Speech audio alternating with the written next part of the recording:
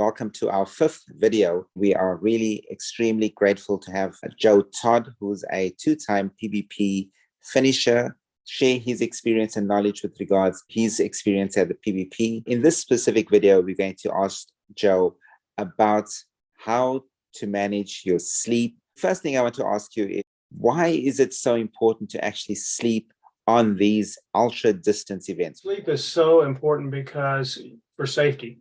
I had a rider fall asleep on the bike, I believe, and crash into me in 2019, about 550 kilometers into the ride, nearing Brest. And I'm pretty sure he just fell asleep and drifted very hard and smashed into me from the side, and it flipped me into a ditch.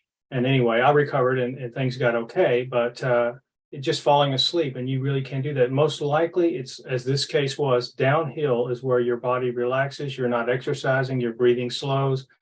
You've been awake for so long. People do fall asleep on bikes. We had a rider killed, an American, in 2011, unfortunately, and it's possible that he fell asleep as well. It happens. People hallucinate. I had a rider in 2015, a very nice doctor from Japan, and he was falling asleep and people were shouting at him. And so I tried to keep him awake by pestering him with questions and annoying him and just continuously asking him in his limited English, for questions, things like that. So you can fall asleep on a bike while riding. It happens, and you don't want to do it. Another thing is, in 2019, I can't remember huge sections of the ride. I have few memories of 2019 PBP because I was so sleep deprived. I never hallucinated. I didn't fall asleep, but I took a lot of 30-minute naps at controls. And sleep is just so important for securing your memories, but for safety is the main reason. You don't want to cause someone else to crash or injure yourself. Joe, have you by any chance experienced any of the negative effects of sleep deprivation yourself? I have experienced some, but not the severe effects of hallucinating. I do realize when I absolutely have to have sleep, and I was disappointed in 2019 to only get 300 kilometers into the ride and realize 11 o'clock in the morning, I just can't stay awake any longer, and I took a nap, but that began the process or the pattern for the rest of the ride.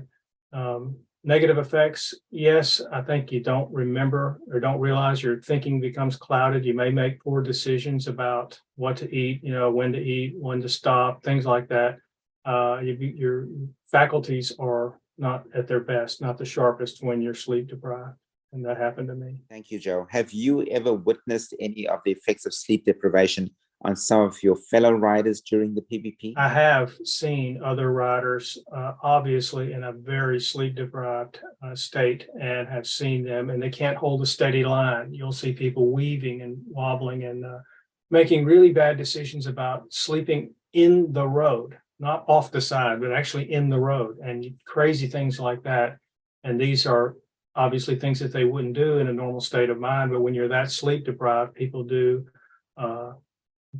really make really bad decisions and do wrong things. And so, yeah, I've seen it before. Joe, from what I understand at the PBP in 2023, I think it sounds like there may be almost 60% of the participants may come from countries outside of France, if not even more.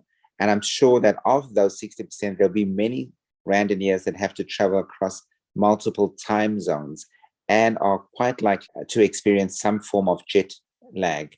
So what kind of advice would you give those randonneurs that are crossing multiple time zones to try to minimize the effects of jet lag? My advice to myself and anyone else is to, when you're traveling that far across time zones, to get there days in advance. I'm going to use about 5 days in advance to try to get on the ground in France, put my bike together, and stay awake after. I'll get there, fly overnight from North America, and try to stay awake the remainder of that day so that I force my body to get the circadian rhythms onto Central European time or French time right away. The second thing I'm going to try to do is take 2 mild over-the-counter medications. One I'm going to try that's new.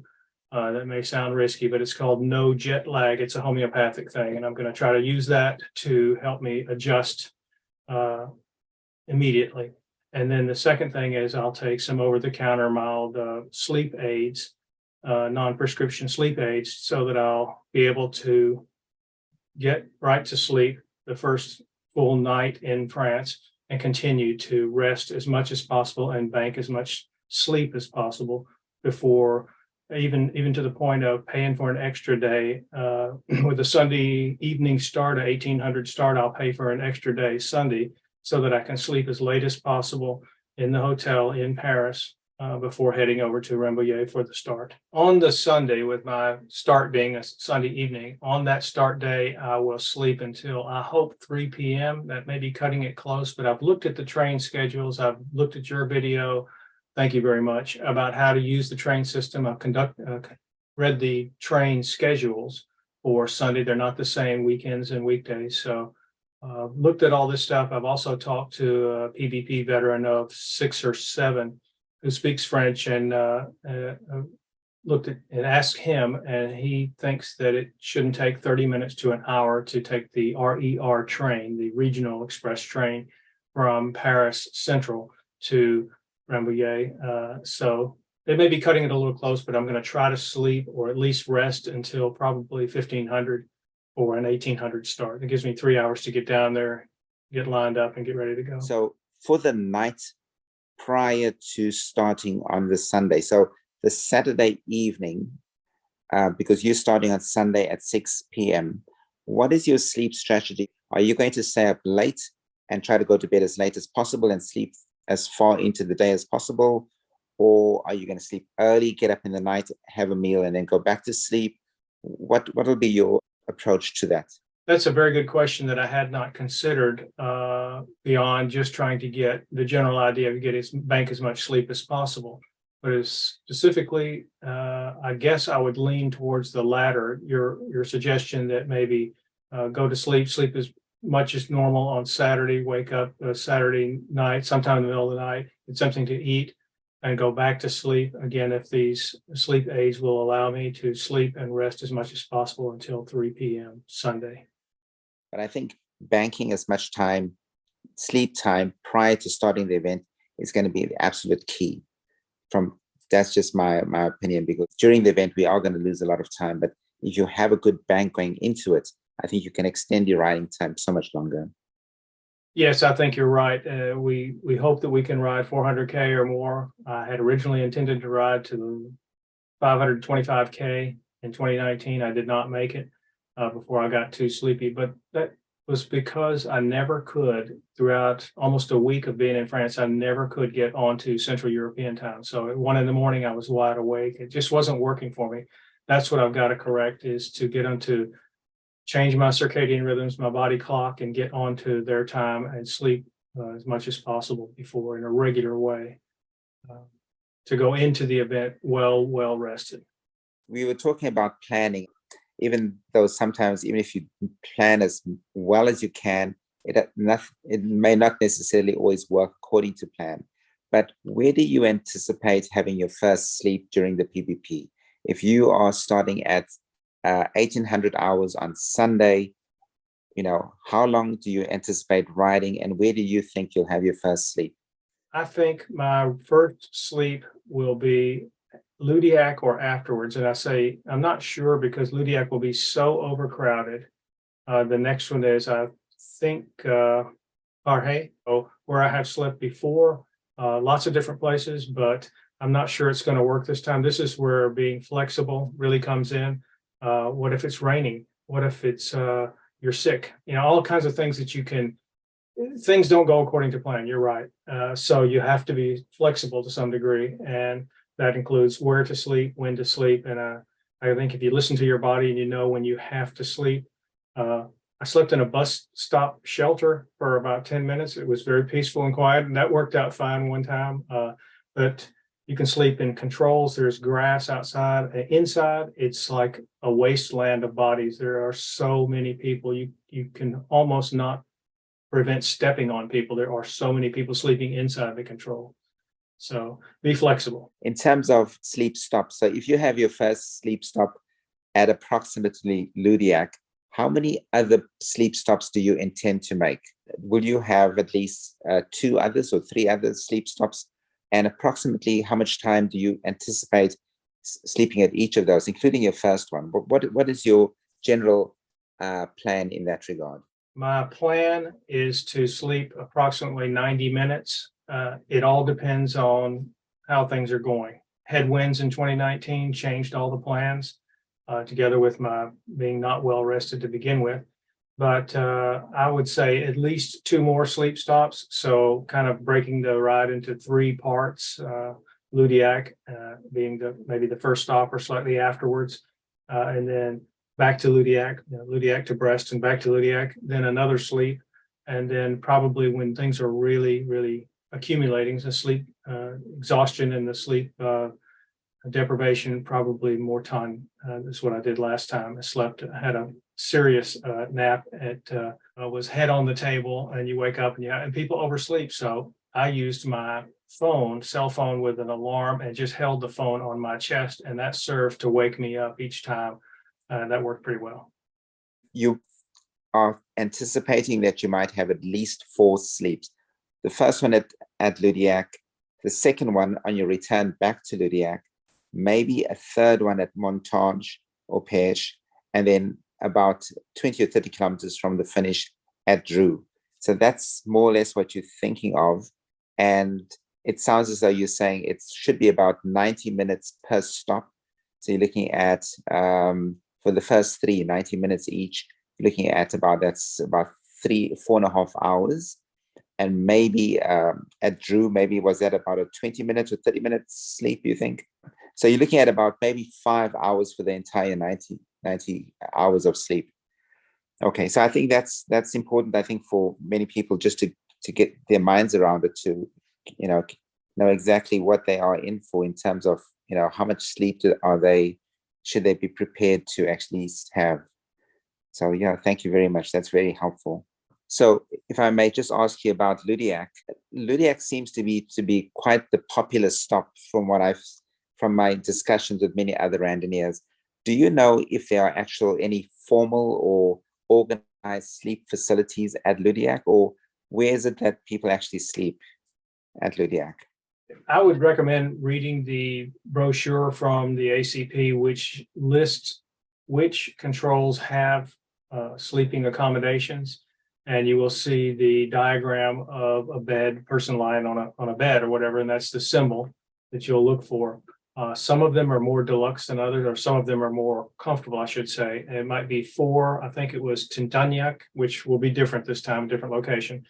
But Tintagnac had small rooms. Some controls will be a large room with cots in it, or mattresses on the floor, or camping mattresses or something. I would advise everyone, if you're going to use any of those, to have hearing protection. That is hearing protection of some kind, earplugs, and an eye mask that you can get one free on the airplane.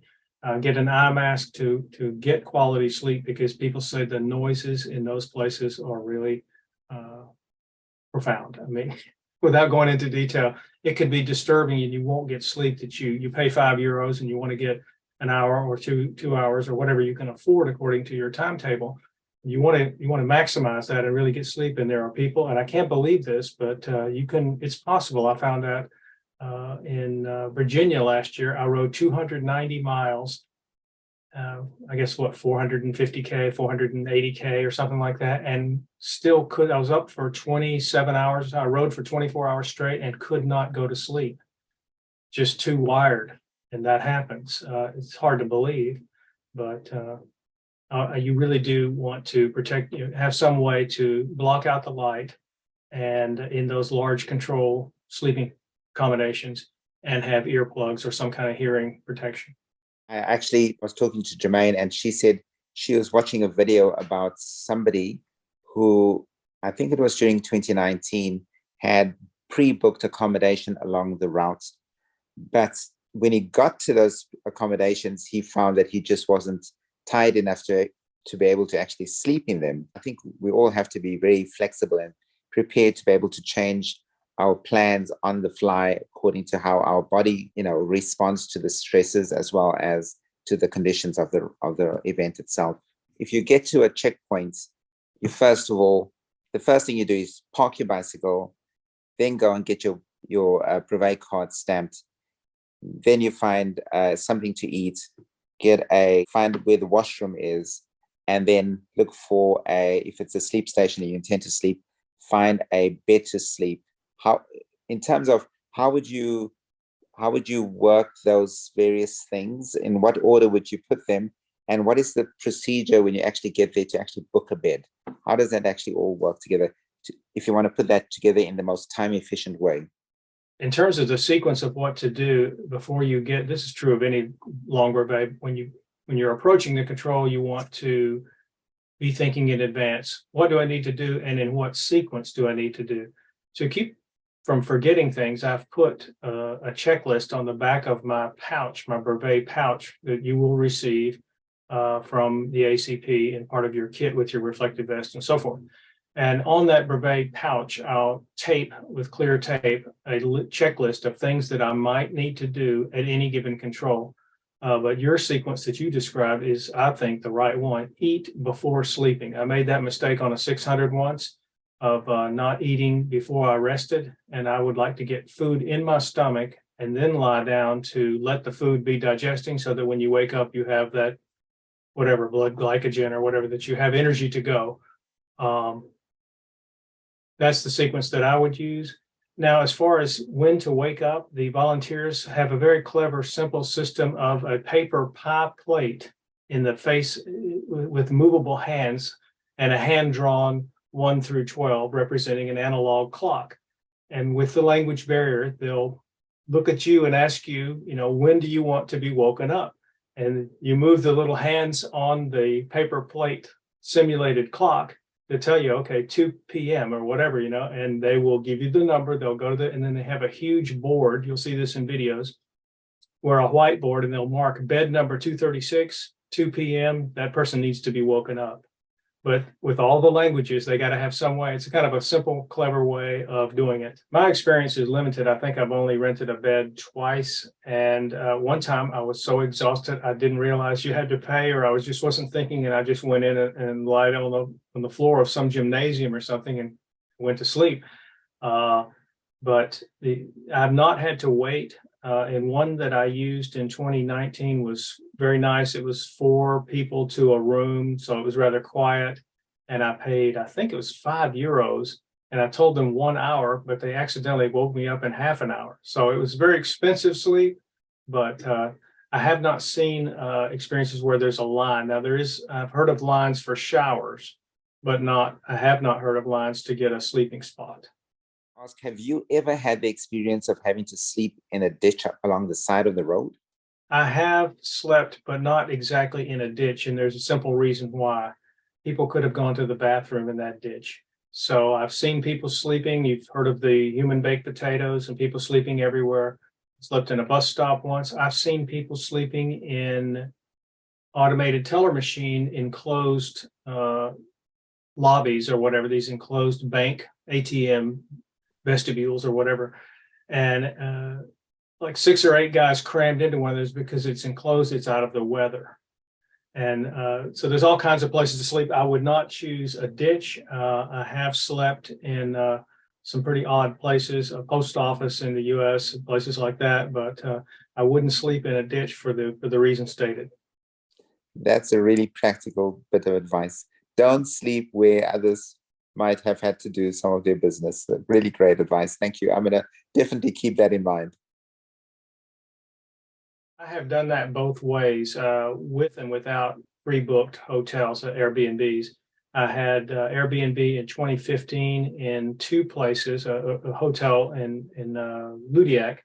And there's disadvantages and advantages. It's nice if in the case of Ludiac, you have the same place, or I did, for 48 hours or whatever. So I could unpack my gear, leave it there, go to Brest, come back, there's my stuff, and you're familiar with the layout, you go back to sleep, and that worked okay. The disadvantage is that it ties you to a schedule. I don't know if you can check into a hotel at whatever time you may arrive. You could arrange that ahead of time, I'm sure. Another disadvantage, I was just running so short of time in 2015 that when I got to Mortagne, I took a shower. The man was very nice. There was bicycles in his lobby. It was a very nice, very old place, a part of town. And I only had time to sleep for 30 minutes. I didn't even get in the bed. I just lay on top of it, took a shower, fresh clothes, lay on top. And he brought me some food, and he was quite worried about me falling asleep. And he walked me. This is how kind people are. He walked me back to return to the place on course where I had left. And so I've done it both ways. In 2019, I just slept wherever I could and was not tied to any specific schedule. And more or less that worked.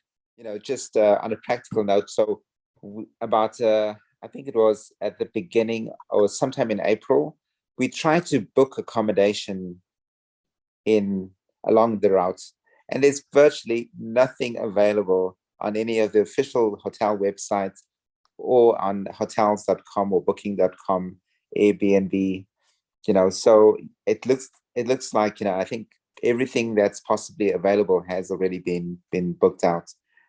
So for people that don't have the option of going to any kind of formal accommodation, and who might want to sleep outside of the checkpoints, is it practical for them to either carry a bivy bag or a sleeping bag? Is that something that people actually do? If you watch the videos on YouTube, and I encourage you to watch them hours and hours, because you learn things. And what I see in there is some people have rather good bivy sacks that look more suitable for camping, a little thicker. Some people have quite a bit of stuff that they carry with them to be comfortable sleeping wherever. I'm just going to carry, and this is what a lot of people have, is those space blanket or Mylar blankets. You can get a regular blanket. I chose to get one that's sewn together. It's made like in the shape of a sleeping bag with a drawstring at the top. They're not breathable, but they are warm, and that's what I'm going to use. They're almost impossible to fold back up when you open them. To get them back to the same size will be nearly impossible, but that's what I'm going to take and use that. I would prepare for trying to sleep in the rain, because that can happen and you just want to be ready. So think about that when you're choosing your sleeping equipment. Joe, if somebody uses up their space blankets and they subsequently need one, do you know if they provide any of those at the checkpoints? Do they give them away as well? Or is that something that you personally just have to prepare and take as many space blankets with you as possible? I have never seen those types of blankets for sale. There are many of them, and some people throw them in the trash can. I've seen people in 2019, it was so cold, they cut them to try to fashion clothes out of space blankets, because people from warm climates not used to 3 or 4 degrees centigrade were freezing, and in desperate attempts they cut their space blankets. So I've never seen them for sale. I would intend to take one or more, or maybe you could take one and put another one in your drop bag if you use a drop bag, but I've not seen them for sale anywhere. As far as just miscellaneous tips for sleeping, I would say get off the road. Don't sleep where you're liable to be stepped on. In Mortagna in 2019, I found a place that was out of the way, protected from other people walking by, a lot of foot traffic going by in a control. And I found a place that I could get behind some partitions and sleep there. Second thing, I would use some way of not oversleeping. And that would be an alarm on your phone, most likely. I will use that again. An eye mask, definitely you want to take that. I use them because it's just too bright, and there's a lot of commotion going on, people with flashlights and helmet lights and so forth. Beyond that, be flexible, think ahead of time what you might need, and enjoy. Do you have any memorable moments from the PVP that are related to sleep? And one thing that sticks in my mind about waking up from sleeping, I had that partition in Mortagna in 2019 and woke up, and there was just a narrow space enough for my skinny body to go into. I slept there, and when I woke up, there was a pathetic looking British man who was carrying some things in his arms, and he just really needed the space. So I surrendered that, and one in and one out and one in, and he took the space and went down for a nap. Other things are people sleeping with their heads on the table in any control, and lose track of time. It's easy to oversleep, so keep that in mind. Yes, you just never know when good fortune will come your way in a little town called Illifout, I think, in about 1 a.m. And this picture ended up being in a magazine. There was a roadside stall, and very late, I guess third day, and people very exhausted at this stand-up roadside bar, and little music playing, festivities in the little village of Illifout. And people were discussing in English something about sleeping, and I overheard. And so I inquired, and the gentleman, local man, said, "Yeah, follow me." So we, 3 or 4 of us, went over there, and I've got pictures of this. And there was a closed, disused storefront, probably a bakery or something that was closed. He had the key. It was heated. And then he turned the lights on, unlocked the door, and it was an empty storefront. And there were plastic 2-meter tables, like folding tables. And these were stacked up. We put this without saying anything. I don't know who these people were, these strangers I was with. We all put them onto the floor because it was very cold. The floor was cold. And we slept on top of plastic flat tables that were on the floor. And it was a pathetic scene, but it was warm, it was dry, it was good sleep to be able to continue on to Kedlak, I think is the name of the next food stop. And so I will always remember that. But just because it was kindness of the man that knew that people needed sleep, and he did something about it. I just want to say thank you so much. I always learn so much from you whenever we have our discussions. I really appreciate everything the time that you take to actually, invest in these interviews, and the knowledge that you share. It's really just something that, you just can't find this easily at all. So I really want to say thank you for your time. I want to wish you all the very best for your PVP. I hope we get a chance to meet again in person. And if we don't meet in person, I look forward to seeing you again at the PVP itself. I wish you the very best, Bon route, and I look forward to seeing you. I'm sure we will meet up. I will look forward to exchanging tokens or gifts and taking photos, and we're all going to have a good time, I'm sure.